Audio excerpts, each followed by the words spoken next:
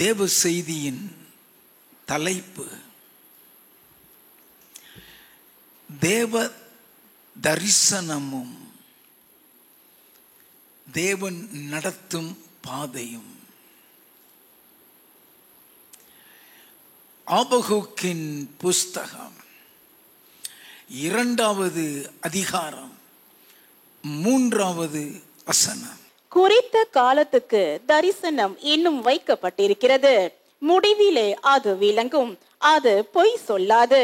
அது தாமதித்தாலும் அதற்கு காத்திரு, அது நிச்சயமாய் வரும், அது தாமதிப்பதில்லை. தேவனாகிய கர்த்தர்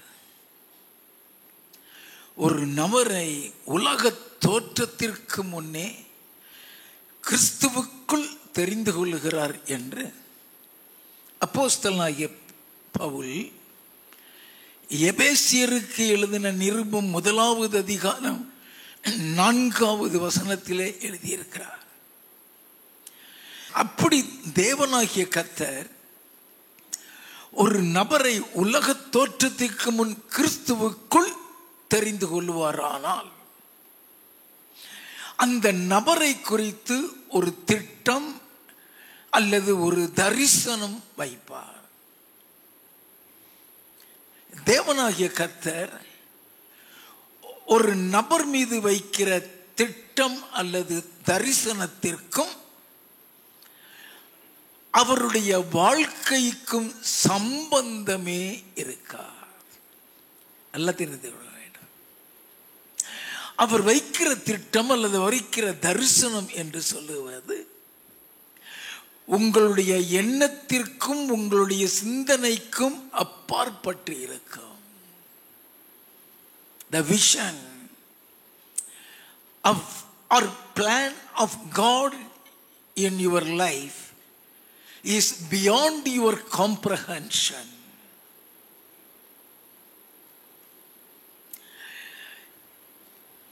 ஒரு திட்டம் அல்லது ஒரு தரிசனம் என்று சொல்லுகிறது, நீ பிறக்கிறதற்கு முன்னாலேயே உன்னை அந்த திட்டத்திற்குள் தரிசனத்திற்குள் வைத்திருப்பார். அப்படி என்றால்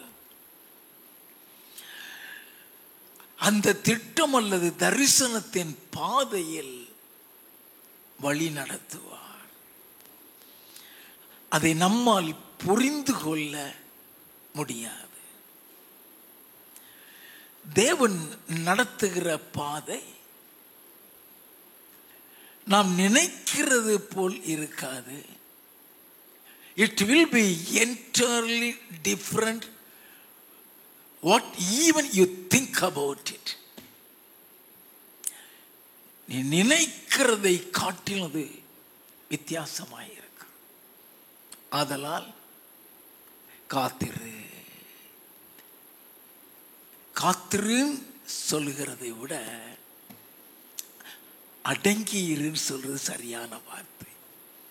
1 பேதுருவின் புஸ்தகம் 5வது அதிகாரம் 6வது வசனம். ஆகையால் ஏற்ற காலத்திலே தேவன் உங்களை உயர்த்தும்படிக்கு அவருடைய பலத்த கைக்குள் அடங்கி இருங்கள்.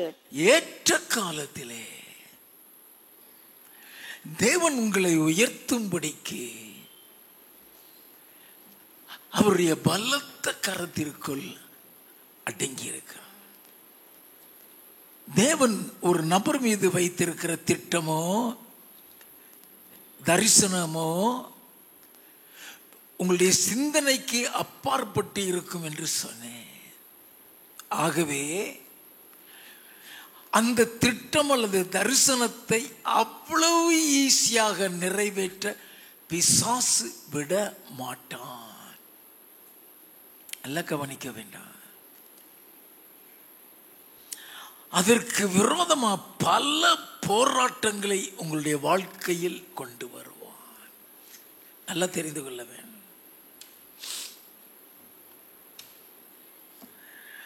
குறித்த காலத்திற்கு தரிசனம் வைக்கப்பட்டிருக்கிறது. முடிவிலே அது விளங்கும், அது பொய் சொல்லாது. அது தாமதித்தாலும் அதற்கு காத்திரு. நிறைவேறலையே நினைச்சு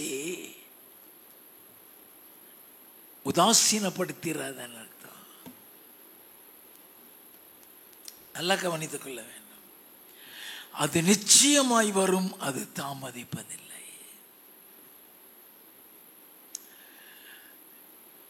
God's plan or vision, when it will come to pass, அது எப்போ நிறைவேறும்? God has an appropriate time to fulfill his vision or plan in your life. ஆண்டவர் அதற்கென்று ஒரு குறித்த நேரத்தை வைத்திருப்பார். நீங்க நினைக்கிற நேரம் அல்ல. அல்ல கவனிங்க, பிறக்கிறதுக்கு முன்னாலேயே அந்த திட்டத்திற்குள் உன்னை வைத்திருப்பார். எப்பொழுதுமே அந்த திட்டத்துக்குள், அந்த தரிசனத்துக்குள் கொண்டு போக விட மாட்டான். மோசே பிறந்த உடனே அவனை கொலை செய்யணும்னு திட்டம் போட்டான். அவனை கொல்ல முடியல. அவனை வளர்க்கவே முடியாத சூழ்நிலை வந்ததுக்கு அப்புறம் தான் தண்ணியில போட்டு விட்டானுங்க. பார்வோனுடைய குமாரத்தி வீட்டில் வச்சிருந்தாங்க. என் ஆண்டவர் இயேசு கிறிஸ்து பிறந்த உடனேயே 2 வயசுக்குட்பட்ட அத்தனை பேரையும் கொலை செய்தான்.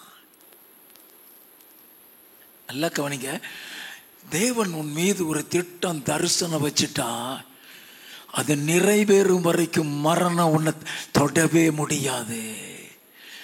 சாத்தானால எந்த உரிமையும் எடுக்க முடியாது. தேவ திட்டம், தேவ தரிசனத்துக்கு விரோதமாக அவன் போராடுவான ஒழிய அவன் ஜெயம் பெற மாட்டான். நல்லா கவனித்துக் கொள்ளுங்க. ஆண்டவர் சொல்லுகிறார், அது தாமதித்தாலும் காத்திரு. வெயிட். நீயாகவே இதுதான் கர்த்தருடைய திட்டம், இதுதான் கர்த்தருடைய தரிசனம் என்று நீயாகவே முடிவெடுத்து விடாதே. நல்லா கவனித்துக் கொள்ள வேண்டும். The Lord will lead a person through the path of the vision or plan of God. தேவனுடைய தரிசனம் அல்லது திட்டத்தின் பாதையில் நடத்துவார். அப்படி நடத்துகிற காலத்தில் இதுதான் திட்டம், இதுதான் தரிசனம் என்று நினைத்து நீயாகவே போய்விடாதே. நல்லா கவனித்துக் கொள்ள வேண்டும். தேவன் வைத்திருக்கிற திட்டமோ, தேவன் வைத்திருக்கிற தரிசனமோ அவருக்கு மட்டும்தான் தெரியும்.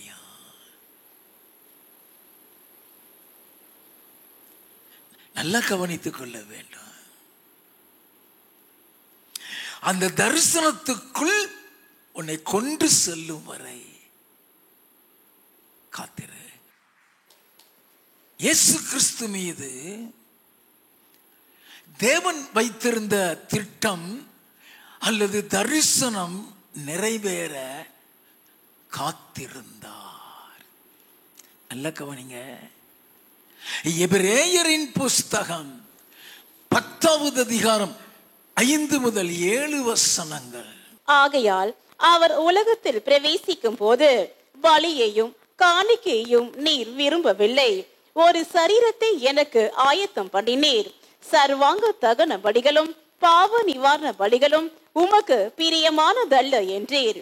அப்பொழுது நான், தேவனே, உம்முடைய சித்தத்தின்படி செய்ய இதோ வருகிறேன், புஸ்தக சுருளில் என்னை குறித்து எழுதி இருக்கிறது என்று சொன்னேன் என்றார். ஆண்டவருடைய தரிசனத்தை நிறைவேற்ற,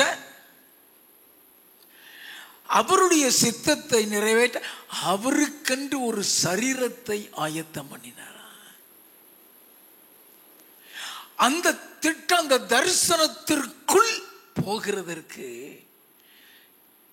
இயேசுவுக்கு 30 ஆண்டுகள் பிடித்தது. லூக்கா எழுதின சுவிசேஷம் 3வது அதிகாரம் 21 முதல் 23 வரை, ஜனங்கள் எல்லாரும் ஞானஸ்நானம் பெற்ற போது இயேசுவும் ஞானஸ்நானம் பெற்று ஜெபம் பண்ணுகையில் வானம் திறக்கப்பட்டது. பரிசுத்த ஆவியானவர் ரூபம் கொண்டு புறாவை போல அவர் மேல் இறங்கினார். வானத்தில் இருந்து ஒரு சத்தமும் உண்டாகி, நீர் என்னுடைய நேசகுமாரன், உம்மில் பிரியமா இருக்கிறேன் என்று உரைத்தது. அப்பொழுது இயேசு ஏறக்குறைய 30 வயதுள்ளவரானார். 30 வயது. நல்லா கவனிங்க. It's important waiting upon the Lord's plan or vision to fulfill. ஆண்டவர் 30 வருஷத்திற்கு அப்புறம் அந்த தரிசனத்திற்குள் நுழைகிறார். அந்த தரிசனத்திற்குள் நுழைந்த பொழுது கூட இதுதான் அவருடைய தரிசனம், இதுதான் அவருடைய திட்டங்கிறது அவருக்கு நல்லா தெரியும். ஆனாலும் அவர் அவசரப்படவில்லை. வாசிப்போம். யோவான் எழுதின சுவிசேஷம் 2வது அதிகாரம் 1வது வசனத்தில் இருந்து, 3ஆம் நாளிலே கலிலேயாவில் உள்ள கானா ஊரிலே ஒரு கல்யாணம் நடந்தது. இயேசுவின் தாயும் அங்கே இருந்தார். இயேசுவின் தாயும் அங்கே இருந்தால், இயேசுவும் அவருடைய சீஷரும் அந்த கல்யாணத்துக்கு அழைக்கப்பட்டிருந்தார்கள். இயேசு அங்கு அழைக்கப்பட்டிருக்கிறார். நல்லா கவனிக்க வேண்டும். வாசிப்போம். திராட்சை ரசம் குறைவுபட்ட போது இயேசுவின் தாய் அவரை நோக்கி, அவர்களுக்கு திராட்சை ரசம் இல்லை என்றால். அதற்கு இயேசு, ஸ்திரீயே, எனக்கும் உனக்கும் என்ன, என் வேலை இன்னும் வரவில்லை என்றார். என்னது? அற்புதம் செய்ய என் வேலை வரவில்லை. ரோமரின் புஸ்தகம் 11வது அதிகாரம் 29வது வசனம். தேவனுடைய கிருபை வரங்களும் அவர்களை அடைத்த அடைப்பும் மாறாதவைகளே. நல்ல ஆண்டவர் உனக்கு ஒரு கிருபை கொடுத்துட்டாரா, ஒரு வரன் கொடுத்துட்டாரா, அது மாறாது. அதை எடுத்துட மாட்டாரு. உன்னை அழைச்சிட்டாருன்னா அழைச்சதுதான், அது மாறாது. நல்லா கவனிக்க வேண்டும். உன்னை அழைத்து இருக்கிறாரா, உன்னை தெரிந்து கொண்டிருக்கிறாரா, அது மாறாது. ஸ்திரீயே, என் வேலை இன்னும் வரவில்லை. பல வருடங்களுக்கு முன்பு நான் ஊழியம் செய்து கொண்டிருந்த ஆரம்ப காலகட்டத்தில் ஒரு கிராமத்தில் ஊழியத்துக்காக போயிருக்கிறேன். அங்க ஸ்டேஜ் எல்லாம் கிடையாது. வெளியே கிரவுண்ட்ல தரையில தான் சேர் போட்டிருந்தாங்க. முன்னால நிறைய பேர் உட்கார்ந்து இருந்தாங்க. அங்க அவங்க பாட்டு நடத்திக்கிட்டு இருந்தாங்க. நான் சும்மா தான் உட்கார்ந்துருந்தேன். என்னுடைய தேவ செய்தி நேரம் வரவில்லை.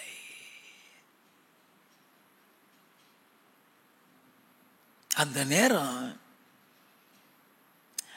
அங்க இருந்த ஒரு சகோதரனுக்குள்ள பிசாசு பிடித்திருக்கு. அவன் அலக்கழிச்சிட்டு இருக்கிறான். அது பாட்டு பாடுறவங்களுக்கு இடைஞ்சலா இருக்குது. தரையில தானே உட்கார்ந்துருக்கிறோம் சொல்லி நான் எழுந்து போய் அந்த பிசாசனுடைய தலையில கை வச்சு இயேசுவின் நாமத்தில் இவனை விட்டு போன்னு சொன்னேன். நல்லா கவனிங்க, அது போகல. நான் வந்து உட்கார்ந்துட்டேன். அது போகல. அது ரொம்ப தொந்தரவு பண்ணிட்டு இருந்ததுன்னு சொல்லி அவங்க என்ன செஞ்சிட்டாங்க, அந்த பையனை கொண்டு போய் ஒரு ரூம்ல போட்டுட்டாங்க. அவன் அந்த ஹால்லே கிடையாது. அந்த அந்த அது ஒரு தெரு மாதிரி இருந்தது. அது அந்த இடத்துல அது கிடையாது. உள்ள அடைச்சிட்டாங்க. நான் தேவ செய்தி கொடுக்கிற நேரம் வந்தது. என்னை அறிமுகப்படுத்தினாங்க. நான் தேவ செய்தி ஆரம்பிச்சிட்டேன். நான் தேவ செய்தி ஆரம்பிச்ச நேரத்தில் அங்க ரூம்ல கிடந்தவனுக்கு விடுதலை கொடுத்துட்டாரு.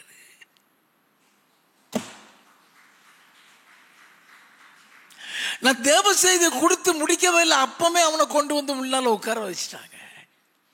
முடிஞ்ச உடனே சொன்னாங்க, நீங்க ஆரம்பிச்ச உடனே விடுதலை கொடுத்துட்டாரு. அதுக்கு அர்த்தம் என்னையா? அவருடைய வேலை அது அல்ல. Yes, an appropriate time. அதுக்குன்னு அவருக்கு நேரம் உண்டு. அதுக்குன்னு நேரம் உண்டு. அப்ப ஆண்டவர் ஒரு நேரம் வைக்கிறார்.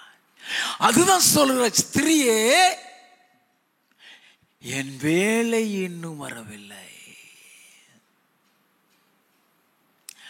அநேக நேரங்களில் நம்ம அவசரப்பட்டு விடுகிறபடினால அவமானப்பட்டு விடுகிறோம்.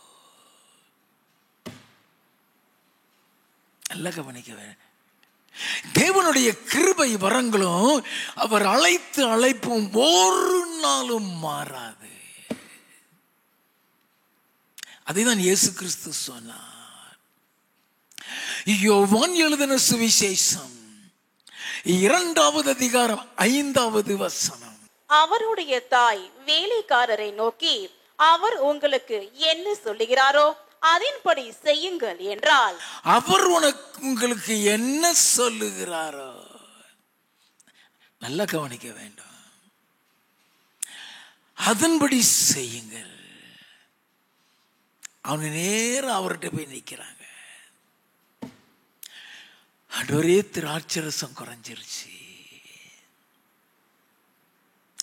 7வது வசனம்.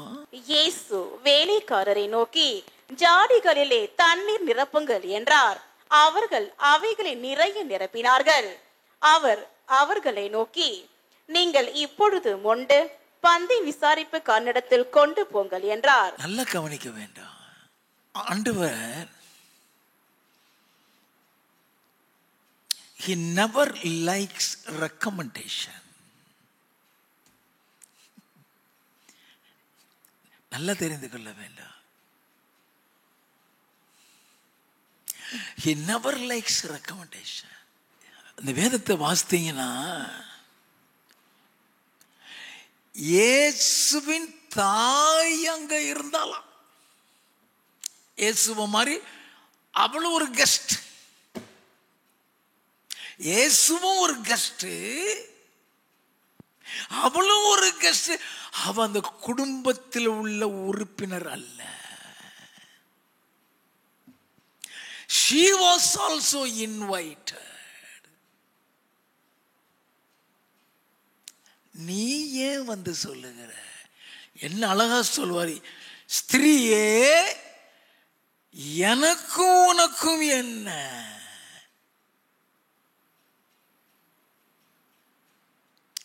We never knew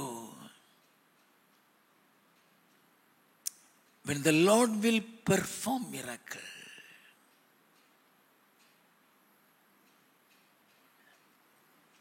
ஆண்டவர்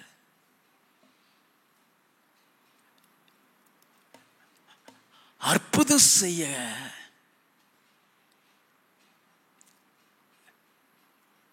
சில எதிர்பார்ப்புகள் வைத்திருப்பார்.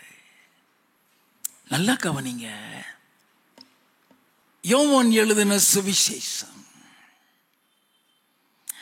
2வது அதிகாரம் 11வது வசனம். இவ்விதமாக இயேசு இந்த முதலாம் அற்புதத்தை கலிலேயாவில் உள்ள கானா ஊரிலே செய்து தம்முடைய மகிமையை வெளிப்படுத்தினார். முதலாவது அற்புதமே அதுதான். குருடனை சுகமாக்கி இருக்கிறாரு, செவிடனை சுகமாக்கி இருக்கிறாரு, முடவனை நடக்க வச்சிருக்கிறாரு, வியாதியில இருந்தவருக்கு சுகம் கொடுத்திருக்கிறாரு, கூனியை நிமிர வச்சிருக்கிறாரு, செத்தவனை எழுப்பி இருக்கிறார். ஆனா எல்லா அற்புதத்திலையும் முதலாவது அற்புதம் வேதம் சொல்லுது. அந்த முதலாவது அற்புதத்தை செய்கிறதற்கு பிதாவினுடைய வேலைக்காக காத்திருக்கிறாரு.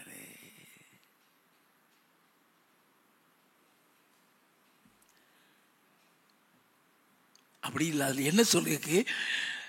முதலாவது அற்புதத்தை செய்து தம்முடைய மகிமையை வெளிப்படுத்தினார்.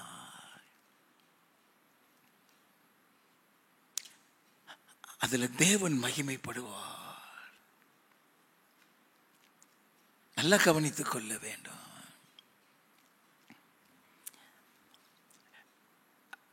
உன் மேல திட்டம் வச்சிருக்கிற, உன் மேல தரிசனம் வச்சிருக்கிறாரு. It will come to pass. நாளைக்கே நடந்துரும் நினைச்சிடாத. அந்த தரிசனத்துக்குள்ள கொண்டு போகிறதுக்கு முன்னால அந்த தரிசனத்துக்கு ஏற்ற பாதையில உன்னை நடத்தி உருவாக்குவார். நல்லா கவனித்துக் கொள்ள வேண்டும். ஆதியாகமம் 37வது அதிகாரம் 2வது வசனம். யாக்கோபுடைய சந்ததியின் வரலாறு. யோசேப்பு 17 வயதிலே தன் சகோதரனுடனே ஆடுகளை மேய்த்துக் கொண்டிருந்தான். 17 வயசு, 17, ஸ்வீட் 17. பாத்தீங்களா? அவன் வாழ்க்கையில இனிமையான 17 அது. ஏன்னா அவன் வாழ்க்கையில தேவன் வைத்த திட்டத்தை, தரிசனத்தை சொப்பனத்தில் காட்டுறாரு. 5வது வசனத்தில் இருந்து, யோசேப்பு ஒரு சொப்பனம் கண்டு அதை தன் சகோதரருக்கு அறிவித்தான். அது நிமித்தம் அவனை இன்னும் அதிகமாய் பகைத்தார்கள்.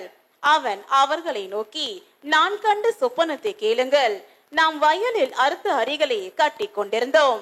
அப்பொழுது என்னுடைய அரிக்கட்டு நிமிர்ந்திருந்தது, உங்கள் அரிக்கட்டுகள் என் அரிக்கட்டை சுற்றி வணங்கி நின்றது என்றான். நல்ல கவனிங்க. நான் நினைக்கிறேன் அதனுடைய அர்த்தம் என்னங்கிறது யோசிப்புக்கு தெரிஞ்சிருக்காது. ஆனா இந்த பசங்களுக்கு மேல அவன் போறான், டாப்ல போறான்.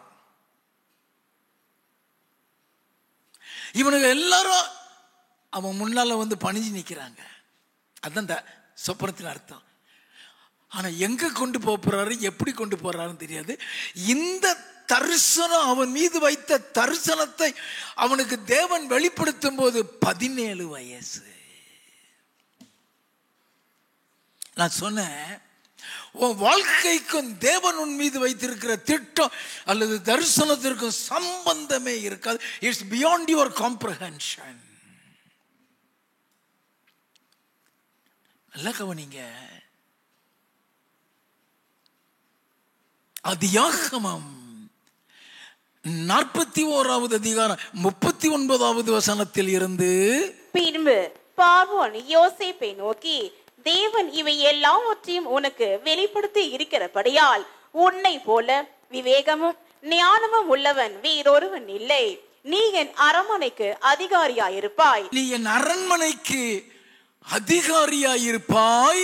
உன் வாக்கின்படியே என் ஜனங்கள் எல்லாரும் அடங்கி நடக்க கடவர்கள்.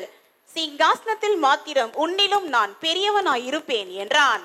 பின்னும் பார்வோன் யோசேப்பை நோக்கி, பார், எகிப்து தேசம் முழுமைக்கும் உன்னை அதிகாரியாக்கினேன் என்று சொல்லி, பார்வோன் தன் கையில் போட்டிருந்த தன் முத்திரை மோதிரத்தை கழற்றி அதை யோசேப்பின் கையிலே போட்டு மெல்லிய வஸ்திரங்களை அவனுக்கு உடுத்தி பொன் சரப்பணியை அவன் கழுத்திலே தரித்து தன்னுடைய 2ஆம் ரதத்தின் மேல் அவனை ஏற்றி தெண்டனிட்டு பணிகள் என்று அவனுக்கு முன்பாக கூறுவித்து எகிப்து தேசம் முழுமைக்கும் அவனை அதிகாரியாக்கினான். இது அவன் நினைச்சு பார்க்க முடியும். படிக்காதவன்,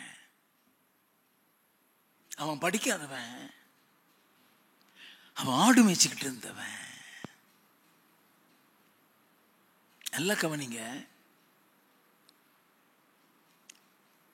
ஆண்டவர் யாரை தெரிந்தெடுப்பாரெல்லாம் தெரியாது, யார் மீது எப்படிப்பட்ட தரிசனம் வச்சிருப்பாருன்னு தெரியாது.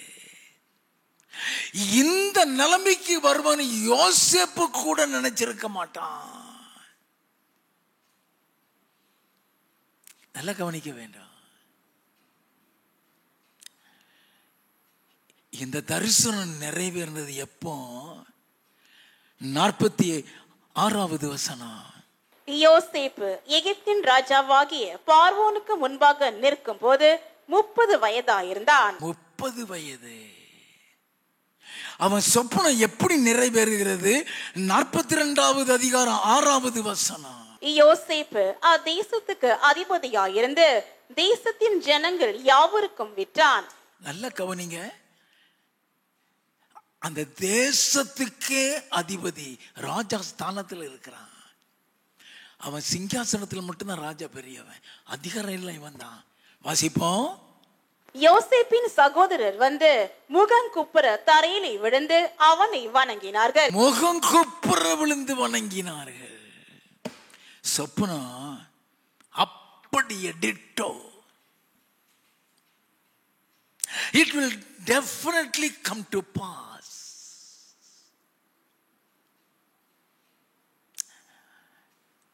சொப்பனத்தின் மூலம் வெளிப்படுத்துவார், தீர்க்க தரிசனத்தின் மூலம் வெளிப்படுத்துவார், வேத வசனங்கள் மூலம் வெளிப்படுத்துவார். நல்லா கவனித்துக் கொள்ள வேண்டும்.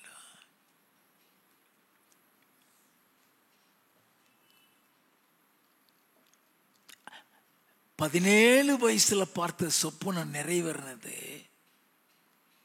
30 வயசுல. அப்படின்னா அதற்கு ஏற்றாப்புல இவனை மாத்துவாரு. உன்னை எந்த தரிசனத்தின் பாதையில வச்சிருக்கிறாரோ அந்த தரிசனத்தின் பாதையில நீ உருவாகும் அளவும் வருடங்கள் கடந்து செல்லும். அவன் முன்னால வந்து முகங்குப்புற உளுந்து கிடக்கிறது சகோதரர்களாக இருந்தாலும் அவங்க யாரு தெரியுமா? துரோகிகள். ஆனா அவனுக்கு கொடுத்த தரிசனம் தேசத்தையே போஷிப்பது.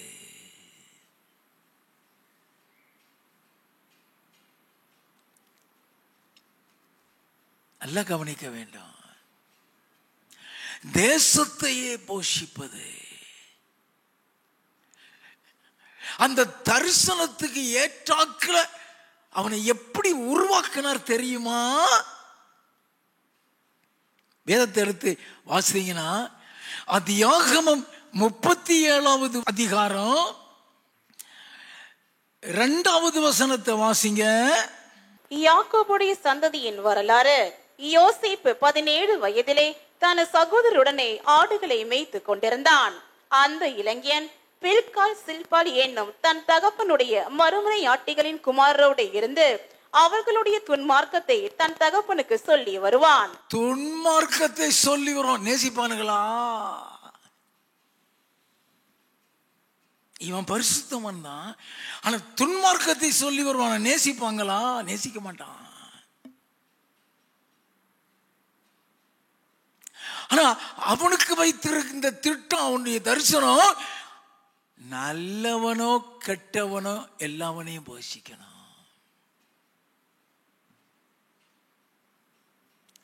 ஆதியாகமம் 50வது அதிகாரம் 19வது வசனத்தில் இருந்து யோசேப்பு அவர்களை நோக்கி, பயப்படாதிருங்கள், நான் தேவனா?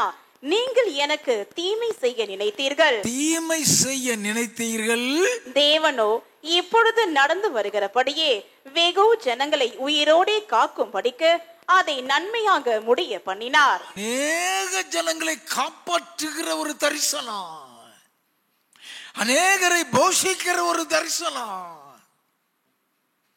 நல்லவனும் இருப்பான், கெட்டவனும் இருப்பான். எல்லாத்தையும் நேசிக்கணும். அந்த அனுபவத்திற்குள்ள உன்னை கொண்டு போகிறதுக்கு அவனுக்கு 13 வருஷம் ஆயிருக்கு. ஏன் சிறைச்சாலையில குத்தமை செய்யாம சிறைச்சாலையில தூக்கி போடுறாரு? குற்றமா செஞ்சான்.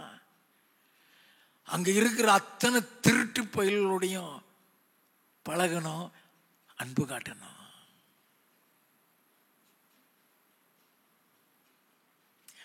எல்லா பாதையிலையும் உருவாக்குறாரு. பயப்படாதிருங்கள், நான் உங்களையும் உங்கள் குழந்தைகளையும் பராமரிப்பேன் என்று அவர்களுக்கு ஆறுதல் சொல்லி அவர்களுடைய பட்சமாய் பேசினான். கோவப்பட்டானா? விரட்டி விட்டானா? ஒதுக்கி விட்டானா? அதுக்கு தான் அந்த பாதை. மோசேயை தேவன் எப்படி தெரிந்து கொண்டாரா? அப்போஸ்தலர் நடவடிக்கைகளின் புஸ்தகம் 7வது அதிகாரம் 20 இருந்து 22. அக்காலத்திலே மோசே பிறந்து திவ்ய சௌந்தரியம் உள்ளவனாயிருந்து 3 மாதம் அளவும் தன் தகப்பன் வீட்டிலே வளர்க்கப்பட்டான். அவன் வெளியே போட்டு விடப்பட்ட போது யாரை தெரிந்து கொண்டாரு? வெளியே தூக்கி போடப்பட்டவன். ஐயா, அவன் வெளியே தூக்கி போடப்பட்ட பொழுது பார்வோனுடைய குமாரத்தி அவனை எடுத்து தனக்கு பிள்ளையாக வளர்த்தாள். மோசே எகிப்தியருடைய சகல சாஸ்திரங்களிலும் கற்பிக்கப்பட்டு வாக்கிலும் செய்கையிலும் வல்லவனானான். எகிப்தியருடைய சகல சாஸ்திரங்களிலும் கற்பிக்கப்பட்டு வாக்கிலும் செய்கையிலும் வல்லவனானான். ஆண்டவருடைய தரிசனத்துக்கும் உன் திறமைக்கும் உன் படிப்புக்கும் சம்பந்தமே இருக்காது. நல்லா கவனிச்சுக்கிறேங்க. எனக்கு நிறைய திறமை இருக்கிற பெரிய படிப்பாளி, என்னதான் கர்த்தர் உபயோகப்படுத்துவான்னு நினைச்சா குப்பை தொட்டியில் தூக்கி போட்டு போயிடுவார்.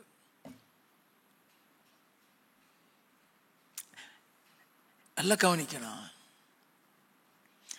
வாக்கிலும் செய்கையிலும் வல்லவனானான்.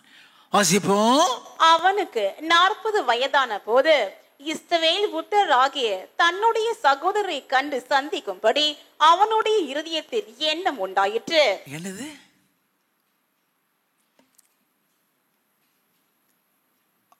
அடிமைத்தனத்தில் இருக்கிற சகோதரர்களை போய் பார்க்கணுங்கிற எண்ணம், அதுக்கு பேர் தான் தரிசனம்.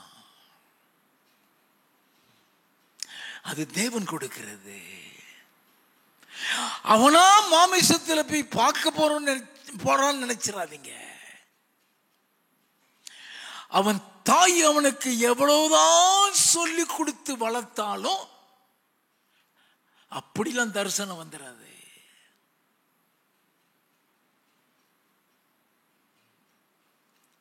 நல்லா கவனிக்க வேண்டும். ஆண்டவர் அவனை எப்படியெல்லாம் உருவாக்குகிறாருங்கிறத நம்ம தெரிஞ்சுக்கிடனா,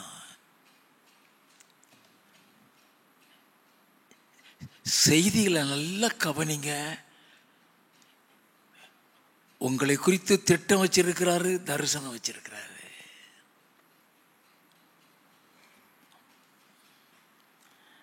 அவன் இருதயத்துக்குள்ள அவங்கள பார்க்கணுங்கிற எண்ணம், அது ஆண்டவர் அவன் மீது வைத்த தரிசனம். சில நேரங்கள்ல அந்த தரிசனத்துக்குண்டான பாரத்தை இருதயத்தில் கொடுப்பாரு.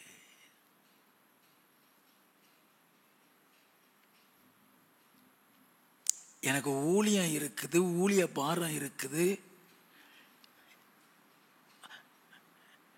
அல்லது ஆத்மாக்களை ஆதாயப்படுத்தும் ஏயும் தெரியாது, பியும் தெரியாது. நான் ரட்சிக்க மட்டும் பட்டிருந்தேன். ஊழியத்தை பத்தியே எனக்கு தெரியாது. ஆத்மாவை பத்தியும் ஆத்மா பாரத்தை பத்தி எனக்கு தெரியாது.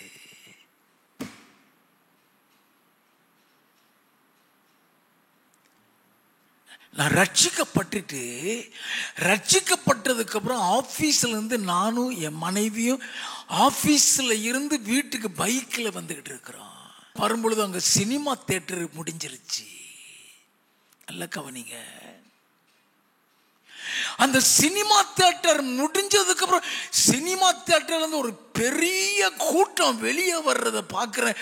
என் கண்களில் இருந்து தண்ணியா வருகிறது. இவ்வளவு ஆத்மா அழிஞ்சிட்டு இருக்காண்டவரே,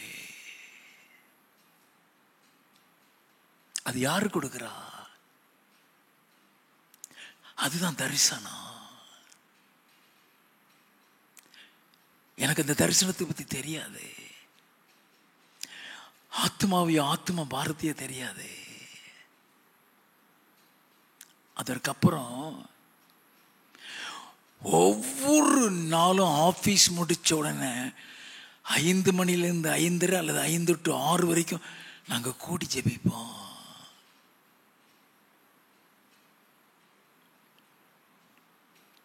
நல்லா கவனித்துக் கொள்ள வேண்டும். உன்னை குறித்து ஒரு திட்டம், உன்னை குறித்து ஒரு தரிசனம் உன் இருதயத்துக்குள்ள அந்த பாரம் வரும். அந்த இருதயத்துக்குள்ள உன் பாரம் வரும்.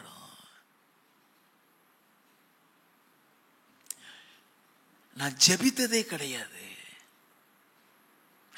பைபிள் வாசித்ததே கிடையாது, பேர் கிறிஸ்தவன். ஆதியாகமம் எங்க இருக்குன்னு 37 வயசு வரைக்கும் தெரியாது. 86, 87 அந்த பீரியட்ல தான் ரசிக்கப்படுறேன். நான் ரட்சிக்கப்பட்டதுக்கு அப்புறம் எப்ப ஆபீஸ் முடியும், எப்ப வீட்டுக்கு போவோம், ஓடி வருவேன். ஆபீஸ் முடிச்சு அங்க இங்க நின்று பேசவே மாட்டேன். நேர வீட்டுக்கு வந்து காஃபி அல்லது டிஃபன் ஏதாவது சாப்பிட்டுட்டு தேவ சமூகத்துக்குள்ள ஓடிடுவேன். 8 மணிக்கு தான் வருவேன். அது வரைக்கும் அவ சமைக்க கூட போக முடியாது. ஏன்னா நான் இருந்த வீடு சின்ன வீடு. அந்த கிச்சன் பகுதியில் இருக்கிற ரூமை போட்டு அங்கே ஜெபம் பண்ணுவேன். அது தரிசனத்தின் பாதம் தெரியாது.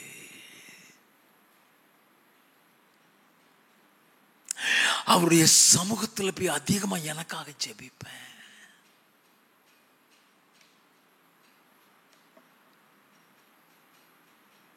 அப்படி இருக்கும் பொழுதுதான் ஒரு தீர்க்கதரிசிட்ட என் கூட வேலை பார்க்கிற ஒருத்தன் கூட்டிட்டு போறான்.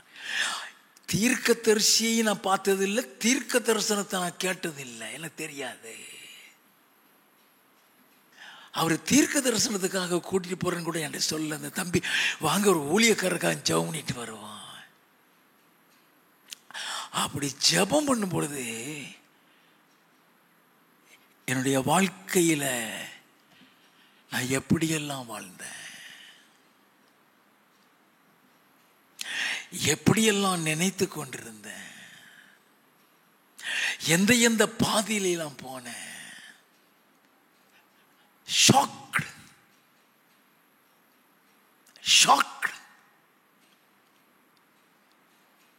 அத சொல்லிட்டு சொல்றாரு. என் ஊழியத்தில் நடக்கிற அத்தனை மிரக்கலையும் சொல்றாரு. பிசாசை கண்டாலே பயப்படுவேன். அங்க பிசாசு ஆடும், இங்க பிசாசு ஆடும், அந்த பக்கத்திலே போக மாட்டேன். பிசாசு வரட்டுவேன். மந்திரிகாளியும் சூனியாளியும் லூசிபர் நடுங்குவான், குருடன் பாப்பான், செவிடன் கேட்பான், செத்தவன் எந்திரிப்பான். நம்ப முடியுமா? அவர் கடந்த காலத்தை சொல்லலைன்னா அதுல 1% நம்பி இருக்க மாட்டேன்.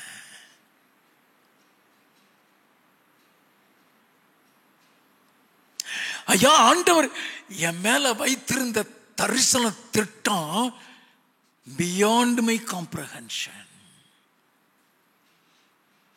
ஆனா சபையை பத்தியோ சபையை கொடுப்புங்கிறதையோ ஒரு தீர்க்கதரிசி மூலமா எனக்கு வெளிப்படுத்தினதில்லை. டைரக்டா எனக்கு தான் அது. அன்னைக்கு வெளிப்படுத்தினாரே, ஆண்டவர் என் மேல இவ்வளவு பெரிய திட்டம் வச்சிருக்கிறாரா. பல நாள் அழுத.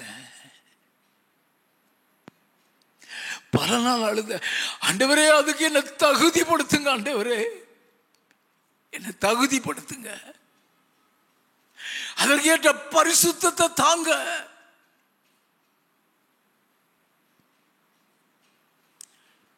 ஒரு வருஷம் அந்த தீர்க்கதரிசியில போய் தீர்க்க தரிசனம் கேட்பேன். என்னை வைத்த திட்டத்தெல்லாம் சொல்லுவாரு. ஒரு வருஷம் முடிஞ்சது. ஜாஃபரி, இனி ஆண்ட வரமாட்ட. இனி ஆண்டவர் நேரடியா உன்னோட பேசுவா. அன்னையில இந்த இன்னைக்கு வரைக்கும் நான் அவரை தீர்க்கதரிசிட்ட போகவும் இல்லை. நல்லா கவனிங்க. உன்னை குறித்து திட்டம் வச்சிருக்கிறாரா? உன்னை குறித்து தரிசனம் வச்சிருக்கிறாரா? அது நிச்சயமா நிறைவேறும். அப்போஸ்தலர் 7வது அதிகாரம் 24, 25. அப்பொழுது அவர்களில் ஒருவன் அநியாயமாய் நடத்தப்படுகிறதை அவன் கண்டு அவனுக்கு துணை நின்று எகிப்தியனை வெட்டி துன்பப்பட்டவனுக்கு நியாயம் செய்தான். தன்னுடைய கையினாலே, நல்ல கவனிங்க, தன்னுடைய கையினாலே தேவன் தங்களுக்கு ரட்சிப்பை தருவார் என்பதை தன்னுடைய சகோதரர் அறிந்து கொள்வார்கள் என்று அவன் நினைத்தான். அவர்களோ அதை அறியவில்லை. ஏன் அறியல? இவனா தன்னை தலைவனாக்கிக்கிட்டான்.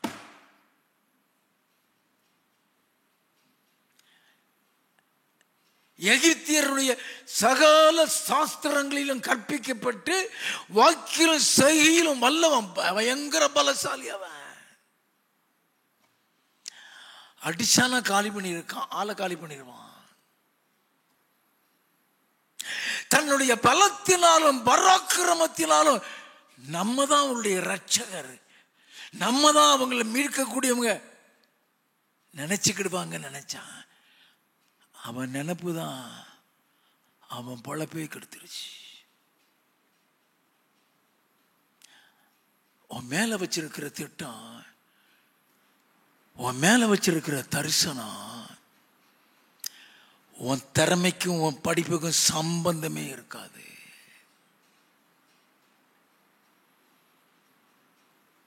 நல்லா கவனிங்க. வாசிப்போம். மறுநாளிலே சண்டை பண்ணி கொண்டிருக்கிற 2 பேருக்கு அவன் எதிர்பட்டு, மனுஷரே, நீங்கள் சகோதரராய் இருக்கிறீர்கள், ஒருவருக்கொருவர் அநியாயம் செய்கிறதென்ன என்று அவர்களை சமாதானப்படுத்தும்படி பேசினான். பிறனுக்கு அநியாயம் செய்தவன் அவனை பிடித்து தள்ளி எங்கள் மேல் அதிகாரியாகவும் நியாயாதிபதியாகவும் உன்னை ஏற்படுத்தினவன் யார்? நேற்று நீ அந்த எகிப்தியனை கொன்றது போல என்னையும் கொன்று போட மனதா இருக்கிறாயோ என்றான். இந்த வார்த்தையின் நிமித்தம் மோசே ஓடி போய் மீதியான் தேசத்திலே சஞ்சரித்துக் கொண்டிருந்தான். நல்ல கவனிங்க. தரிசனத்தை விட்டே போயிட்டான். நல்லா கவனிக்க வேண்டும். அவருடைய கிருபை வரங்களும் அழைப்போம் மாறவே மாறாது. எங்க போனானே தெரியாத அளவுக்கு போயிட்டான். அதனால தான் சகரியா 4:6 சொல்லுகிறது, பலத்தினாலும் அல்ல பராக்கிரமத்தினாலும் அல்ல தேவனுடைய ஆவியினாலே ஆகும் என்பதை அவன் உணரும் வரை கர்த்தரவனை வனாந்திரத்தில் கொண்டு போயிட்டாரு.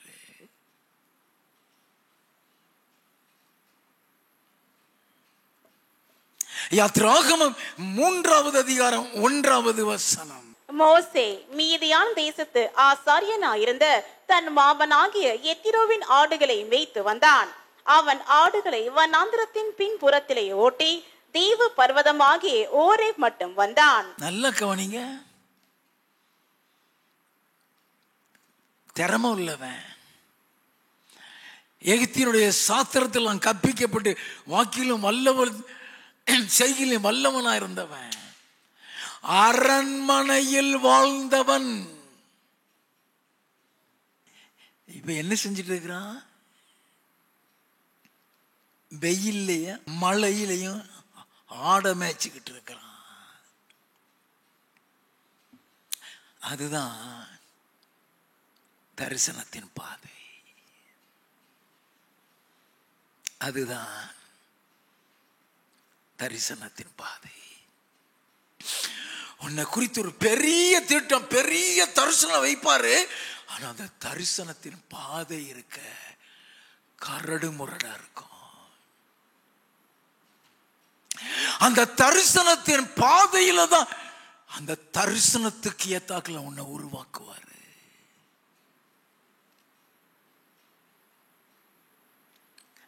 நல்லா கவனிக்க வேண்டும். அப்போஸ்தலர் நடவடிக்கைகளின் புஸ்தகம் 7வது அதிகாரம் 30வது வசனம். 40 வருஷம் சென்ற பின்பு. எத்தனை வருஷம்?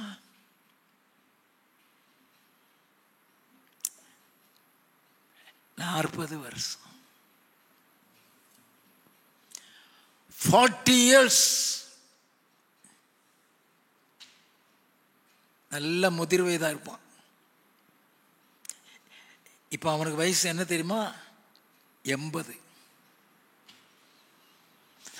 அரண்மனையில் 40 வருஷம் இருந்தான். வந்த உடனே ஒருத்தனை காலி பண்ணிட்டான். இப்ப அடுத்த 40 வருஷம் போயிடுச்சு. அவன் எகிப்தில கத்த கல்வி கில்வி எல்லாமே மறந்திருக்கும். அவனுக்குள்ள இருந்த ஆத்ம பாரம், தரிசனம் எல்லாமே போயிருக்கும். சுருங்க சொல்ல போறதா இருந்தா, போதும் சாமி, இந்த இஸ்ரேல் மக்கள் சபாசமே வேண்டாம். நல்லா கவனிங்க. வாசிப்போம்.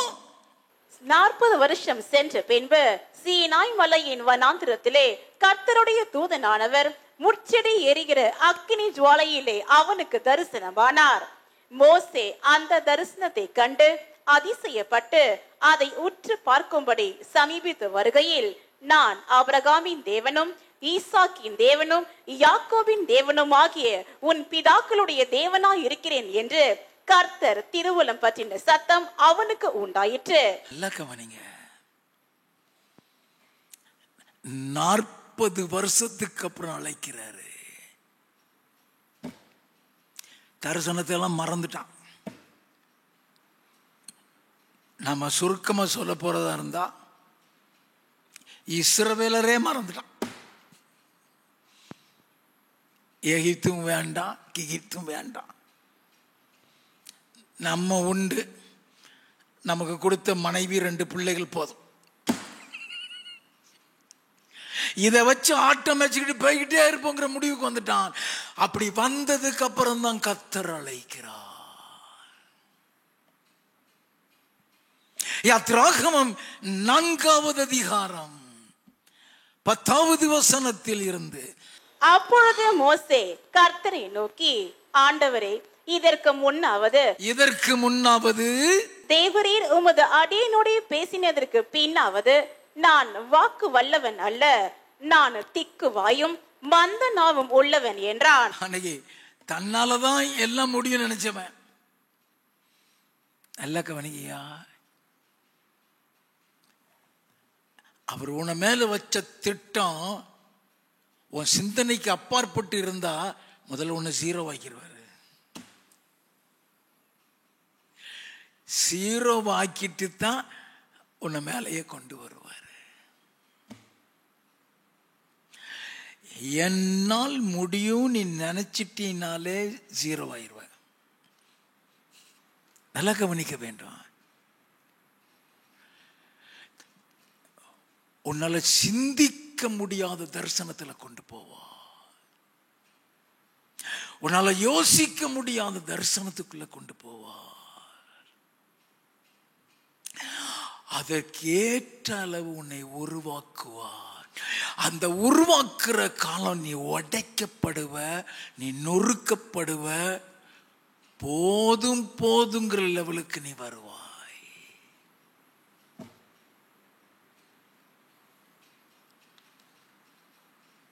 வாசிப்போம். அப்பொழுது கர்த்தர் அவனை நோக்கி, மனுஷனுக்கு வாயை உண்டாக்கினவர் யார்?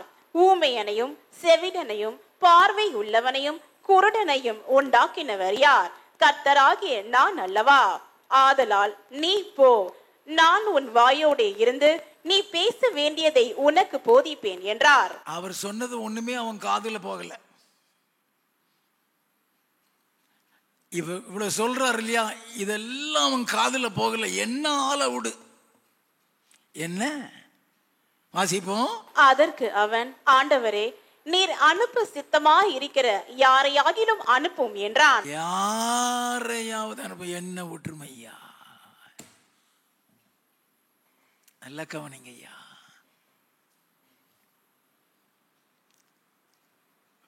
உன்னையே நீ ப்ரொஜெக்ட் பண்ண நினைச்சின்னா உன் வாழ்க்கையில் உள்ள தரிசனம் நிறைவேறாது. நீயாகவே கர்த்தர் என்னை இதுலதான் வச்சிருக்கிறாருன்னு சொல்லிட்டு போனினாலும் காணாம போயிருவ.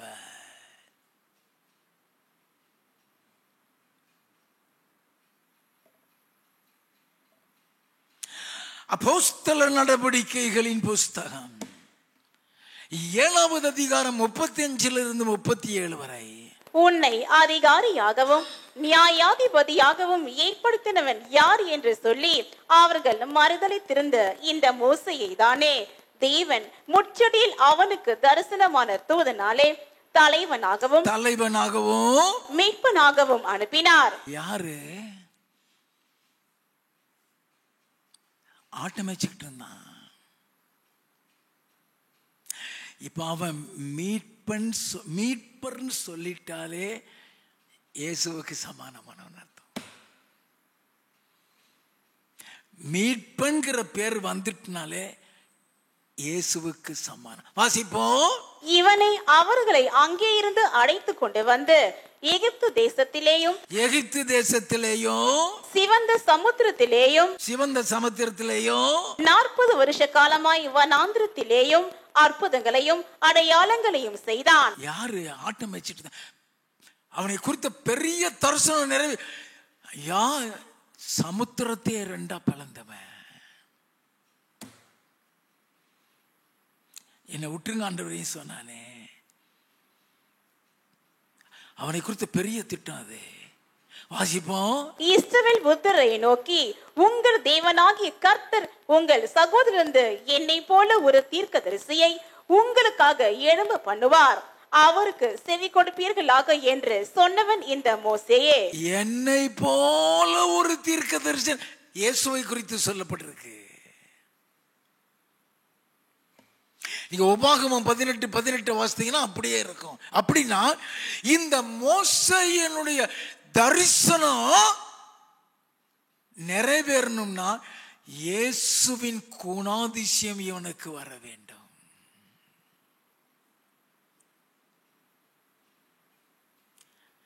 இல்லைன்னா 6 லட்சம் வரை வெளியே கொண்டாட முடியாது. ஷார்ட் டெம்பர் அவன்.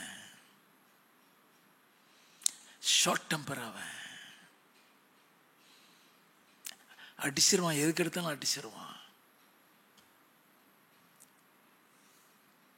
நல்லா கவனிங்க.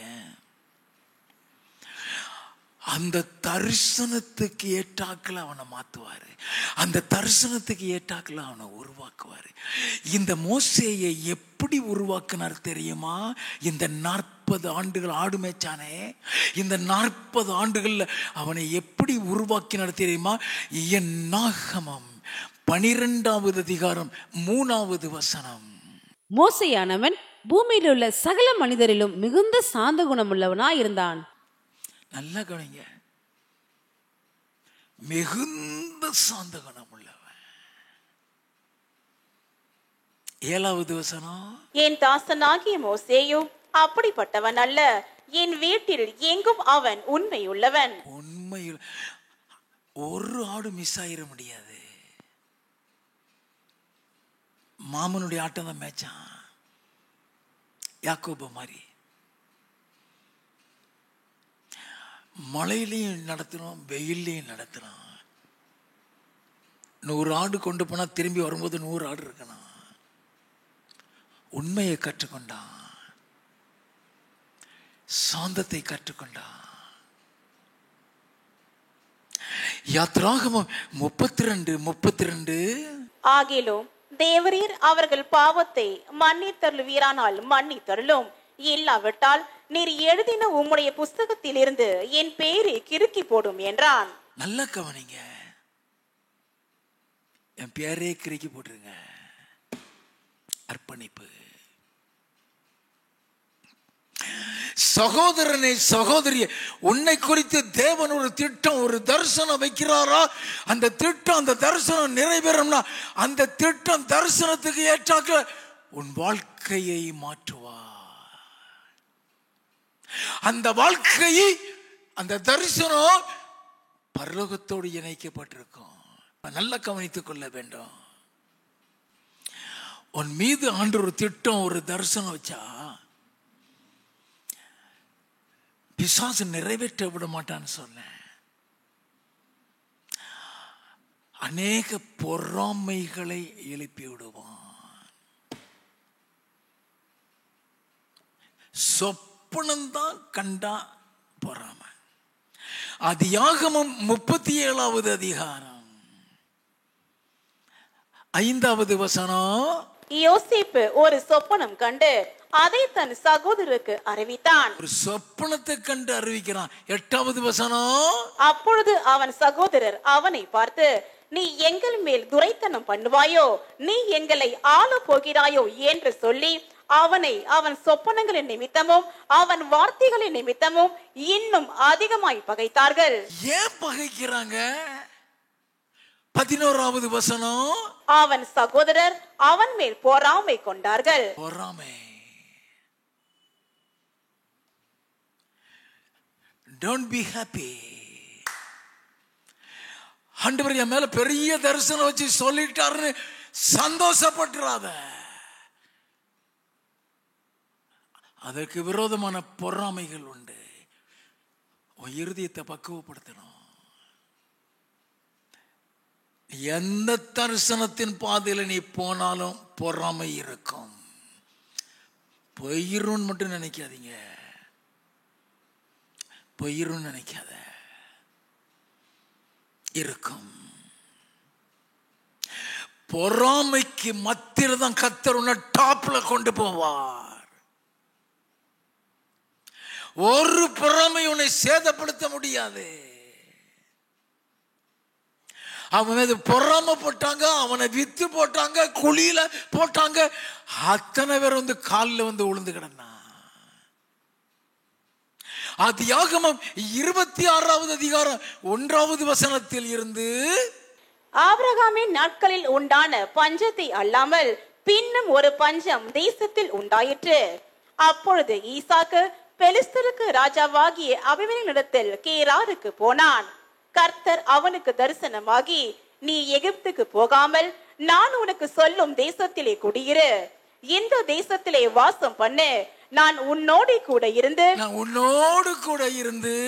உன்னை ஆசீர்வதிப்பேன். ஆண்டவர் தானே சொன்னாரு, அப்படியே அவனை ஆசீர்வதிச்சாரு. 12வது வசனத்திலிருந்து, ஈசாக்கு அந்த தேசத்தில் விதை விதைத்தான். கர்த்தர் அவனை ஆசீர்வதித்ததினால் அந்த வருஷத்தில் 100 மடங்கு பலன் அடைந்தான். 100 மடங்கு பலன் அடைந்தான்.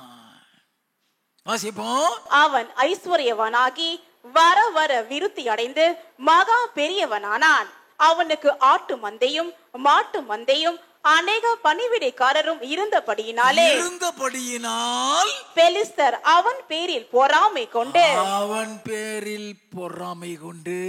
அவன் தகப்பனாகிய ஆபிரகாமின் நாட்களில் அவனுடைய வேலைக்காரர் வெட்டின துறவுகளை எல்லாம் தூர்த்து மண்ணினால் நிரப்பி போட்டார்கள். தீமை செய்வாங்க.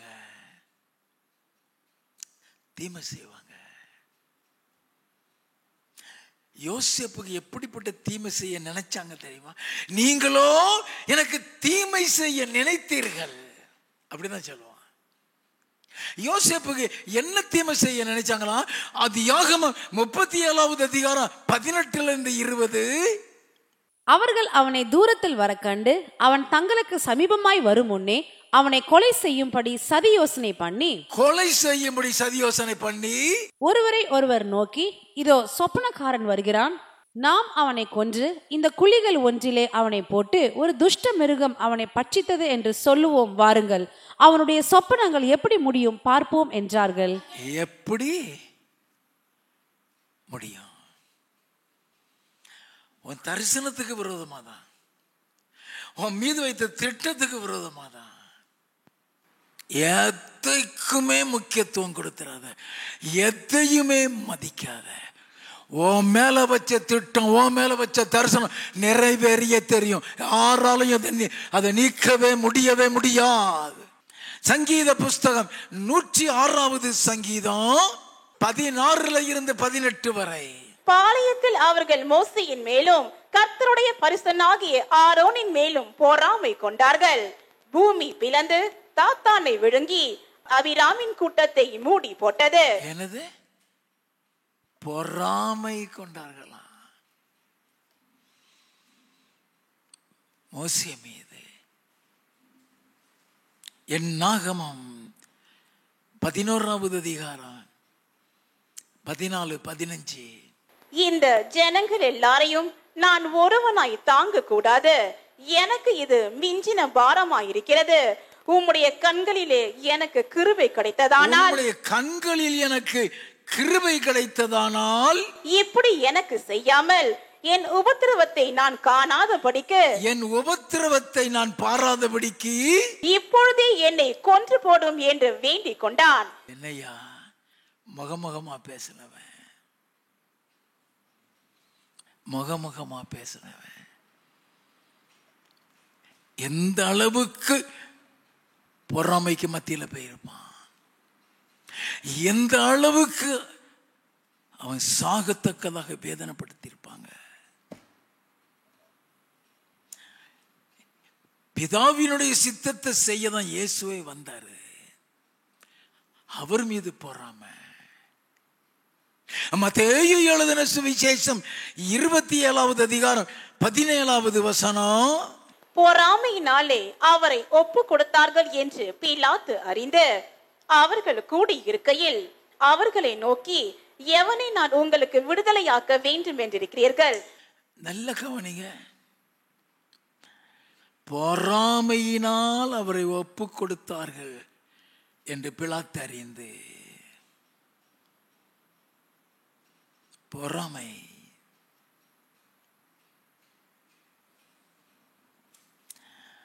உன் மீது ஆண்டவர் ஒரு திட்டம் வைக்கிறாரா, தரிசனம் வைக்கிறாரா? ஒருத்தன் நம்ப மாட்டான்.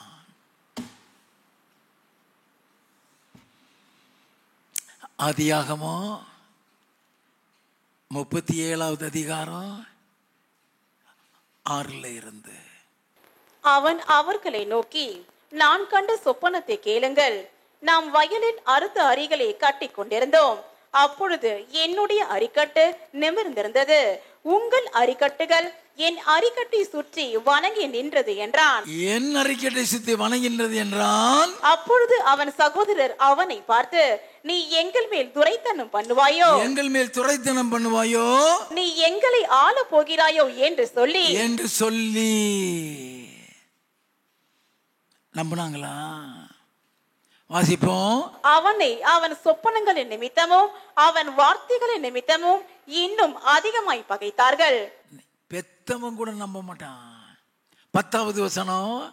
இதை அவன் தன் தகப்பனுக்கும் தன் சகோதரருக்கும் சொன்ன போது அவன் தகப்பன் அவனை பார்த்து, நீ கண்ட இந்த சொப்பனம் என்ன?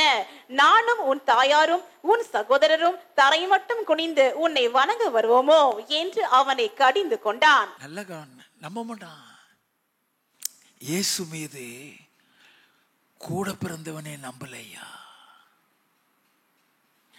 யோவான் எழுதின சுவிசேஷம் 7வது அதிகாரம் 2வது வசனத்தில் இருந்து. யூதருடைய கூடார பண்டிகை சமீபமாய் இருந்தது. அப்பொழுது அவருடைய சகோதரர் அவரை நோக்கி, நீர் செய்கிற கிரியைகளை உம்முடைய சீஷர்களும் பார்க்கும்படி இவ்விடம் விட்டு யூதேயாவுக்கு போம். பிரபலமாய் இருக்க விரும்புகிற எவனும் அந்தரங்கத்திலே ஒன்றையும் செய்ய மாட்டான். நீர் இப்படிப்பட்டவைகளை செய்தால் உலகத்துக்கு உம்மை வெளிப்படுத்தும் என்றார்கள். அவருடைய சகோதரரும் அவரை விசுவாசியாதபடியால் இப்படி சொன்னார்கள். நம்ப மாட்டாங்க ஐயா.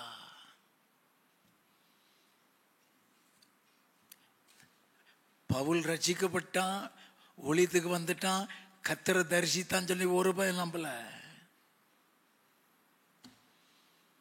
பர்னபாவை அறிமுகப்படுத்துவான்.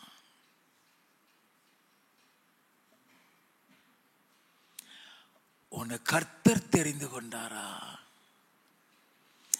கர்த்தர் உன்னை அழைத்திருக்கிறாரா? உன் மீது ஒரு தரிசனம் வைக்கப்பட்டிருக்கிறதா? உன் மீது வைக்கப்பட்ட தரிசனம் திட்டம் பரலோகத்தோடு இணைக்கப்பட்டிருக்கும்.